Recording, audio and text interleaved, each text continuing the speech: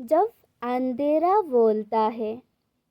کبھی ایسا ہوتا ہے کہ تم مسکراتے ہو مگر تمہارا رعب تمہاری خاموشی سن رہا ہوتا ہے۔ کبھی ایسا ہوتا ہے کہ تم سجدے میں گر کر صرف اتنا کہتے ہو، یا اللہ میں تھک گیا ہوں، اور پھر دل کے کسی کونے سے آواز آتی ہے، کیا میری دعا وہاں تک پہنچ بھی رہی ہے؟ رات گہری ہوتی جاتی ہے، چاند کو دیکھتے دیکھتے آنکھوں سے آنسو بہتے ہیں، اور تم سوچتے ہو شاید میں اکیلا ہو، مگر سنو، قرآن کا ایک جملہ اندھیرے کو چیر دیتا ہے، لا تدری لعل اللہ یحدث بعد ذلک امرا۔ تم نہیں جانتے، شاید اس کے بعد اللہ کچھ نیا پیدا کر دے۔ تم صرف آج کے درد دیکھ رہا ہے، اللہ کل کا نظام لکھ رہا ہے۔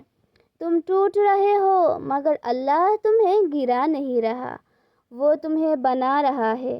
یاد ہے حضرت یونس علیہ السلام سمندر کے بیچ مچھلی کے پیٹ کے اندھیرے میں تھے۔ سوچو، نہ روشنی، نہ سہارا، نہ راستہ۔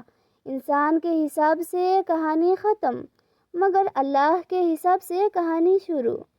اندھیرا ان کا قید خانہ نہیں تھا، وہ ان کی دعا کا مقام تھا، اور جب انہوں نے کہا لا الہ الا انت سبحانک انی کنت من الظالمین، تو سمندر نے راستہ دے دیا، معجزائیں جھک گئی، اندھیرا ٹوٹ گیا۔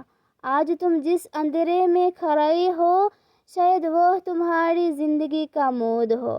تم جس چیز کا ختم سمجھ رہے ہو سکتے ہے وہ تمہاری حفاظت ہو۔